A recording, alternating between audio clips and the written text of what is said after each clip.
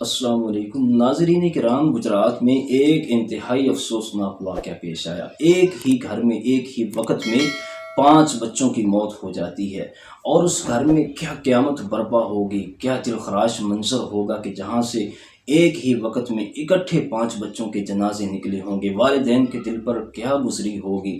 ناظرین اکرام، دین اسلام ہماری ہر طرح سے رہنمائی کرتا ہے اپنی جان کی حفاظت کے لیے، اور خاص طور پر بچوں کی حفاظت کے لیے نبی کریم صلی اللہ علیہ وسلم نے ہمیں ہدایات دی ہیں۔ جب میں نے یہ واقعہ سنا تو مجھے ایک حدیث یاد ہے۔ رسول اللہ صلی اللہ علیہ وسلم نے فرمایا، صحیح بخاری کی حدیث ہے، جیسے ہی شام ہو جائے تم اپنے بچوں کو روک لیا کرو، کیونکہ وہ شیاطین کے پھیلنے کا وقت ہے۔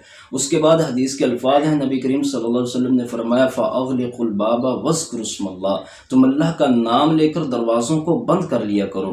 اور جو حدیث کے آخری الفاظ ہیں وہ قابل غور ہیں۔ نبی کریم صلی اللہ علیہ وسلم نے فرمایا، وَأَطْفِئُوا مَصَابِيحَكُمْ، رات کو سوتے ہوئے جب کمرے کے دروازے بند ہوں تو چراغوں کو بھی بجھا دیا کرو۔ اس سے مراد ہر جلنے والی چیز ہے، وہ چراغ ہو، دیا ہو، ہیٹر ہو، الیکٹرک ہیٹر ہو، گیس ہیٹر ہو، گیس چولہا ہو۔ تو نبی کریم صلی اللہ علیہ وسلم نے فرمایا کہ تم ان چیزوں کو بند کر دیا کرو۔ اور آج ہم دیکھ رہے ہیں کہ انہی چیزوں کی وجہ سے جب یہ کھلی رہ جاتی ہیں، چلتی رہ جاتی ہیں، تو واقعات پیش آ رہے ہیں۔ تو دین اسلام نے ہمیں یہ تعلیمات دی ہیں، اور دین اسلام کی حقانیت دیکھیے کہ جس طرح آج سے 1450 سال پہلے نبی کریم صلی اللہ علیہ وسلم کے فرمان قابل عمل تھے، آج کے دور میں بھی اسی طرح ہی قابل عمل ہیں۔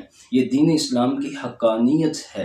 اگر ہم دین اسلام کی تعلیمات کو اپنائیں تو ہم اس طرح کے افسوسناک واقعات سے محفوظ رہ سکتے ہیں۔ اللہ رب العزت ہمارے مال و جان کی حفاظت فرمائے۔